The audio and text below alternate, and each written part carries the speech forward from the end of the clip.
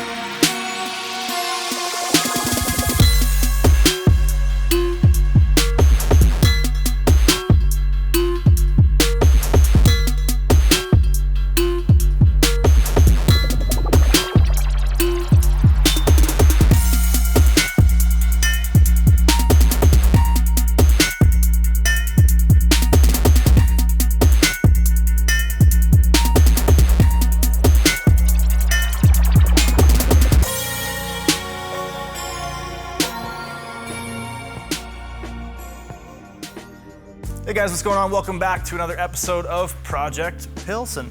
We're getting down to the nitty gritty here. I'm in my last week of training. A week from today, I'll be on my way to London, and from there, on to Prague, to Pilsen, to compete. Today's equipped squat session was probably one of the best that I have had, period, maybe. Worked up, and on my way up, everything's feeling really, really good.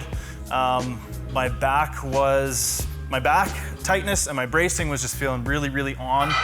And every time I picked up weight, it just felt light and it felt locked in and it felt really good. So I worked up, like I said, I hit 270 kilos. I picked it up, walked it out, squatted it, racked it, and then had to double check because it felt like 120 on my back. It felt lighter than 170. It was pretty cool. I was pretty happy about that.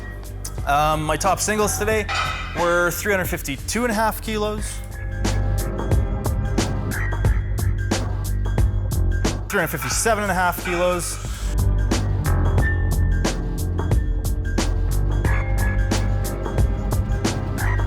and it was supposed to be 362.5 kilos, but I put that extra 500 grams on there and made it an even 800 pounds, 363 kilos.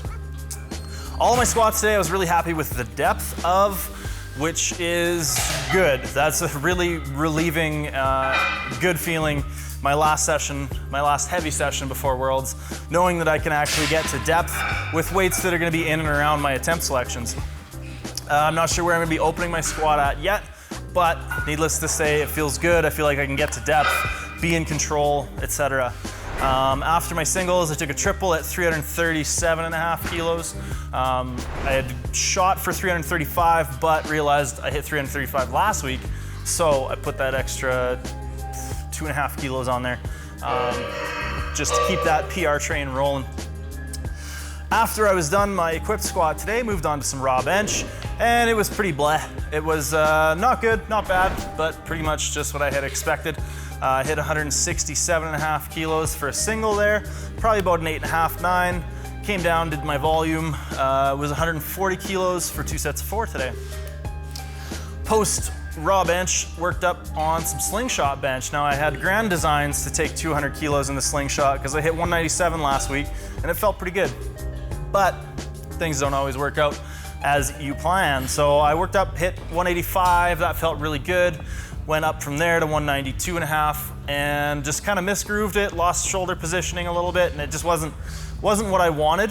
I knew that if I wanted to go for a big sort of milestone PR, 200 kilos in the slingshot, that it would have to be, my previous set would really have to be locked in and dialed in for me to be willing to put it on the bar and risk it right now. And it just wasn't. So I called it there. That was my top single for the day. So I went from there to do my AMRAP this week at 165 kilos. I got 6 reps there.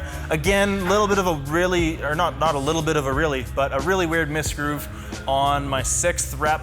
Probably had a 7th in me, but because I was too far out of position, again, I just kind of decided to call it. From that point, the last thing I did today was work up on some deadlifts. Just did some baseline volume. It was 275 kilos.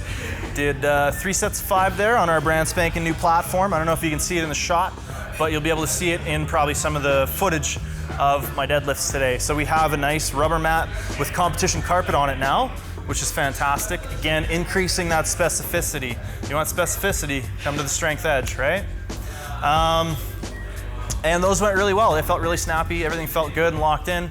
Yeah, happy with that. So this will be 1 week from today. I'll do this almost exact workout. I'll probably only go up to about maybe 320 or so in my suit, and then call it a day for that. And then I'll do my raw bench, slingshot, and baseline volume on my deadlift.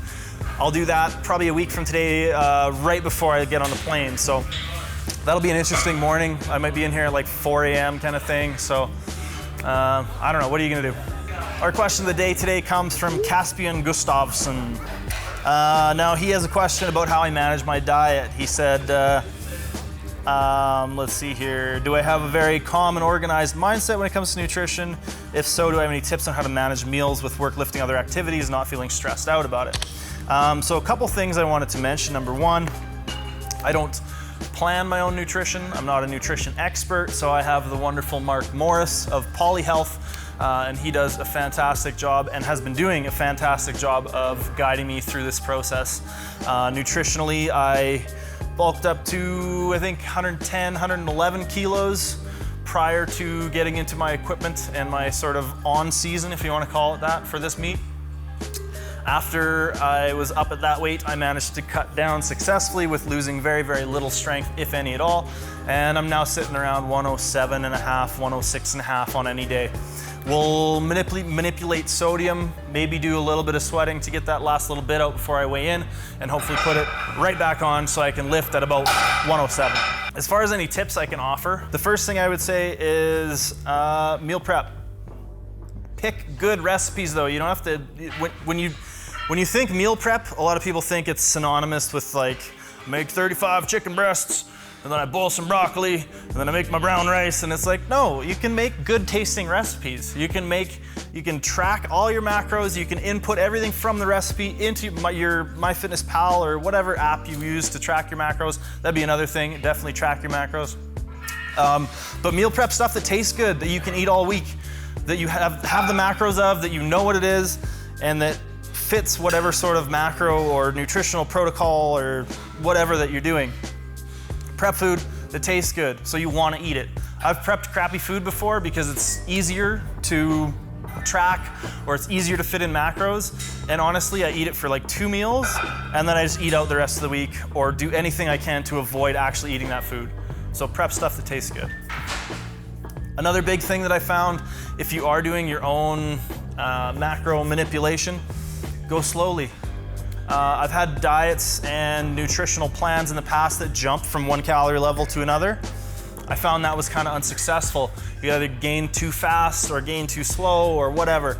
The thing that Mark's done with me that I've really, really liked and that has kept me able to gain weight without wanting to puke after eating and force feeding myself, and allowed me to lose weight without being miserable and hungry all the time, is very slowly ratcheting up and down the calorie levels. So you'll want, obviously, to figure out some sort of macro breakdown, whatever's gonna work for you. Again, I'm not an expert, but slowly ramp your calories up. And lastly, I'm gonna give you, again, for anybody who missed the video, the patented Bryce Krawczyk Gainer Shake is unflavored protein and either Gatorade or Kool-Aid powder. You can put your own mix and your own ratio of proteins to carbs in there just by scooping whatever you want in, and it tastes delicious. If you get orange Gatorade, it's gonna taste like a creamsicle. I use fruit punch Kool-Aid with unflavored protein powder every day. Probably 2 shakes of that a day. Super easy to get in a lot of protein, a lot of carbs, and supplement my diet with that. Anyways, Caspian, I hope that helps, buddy.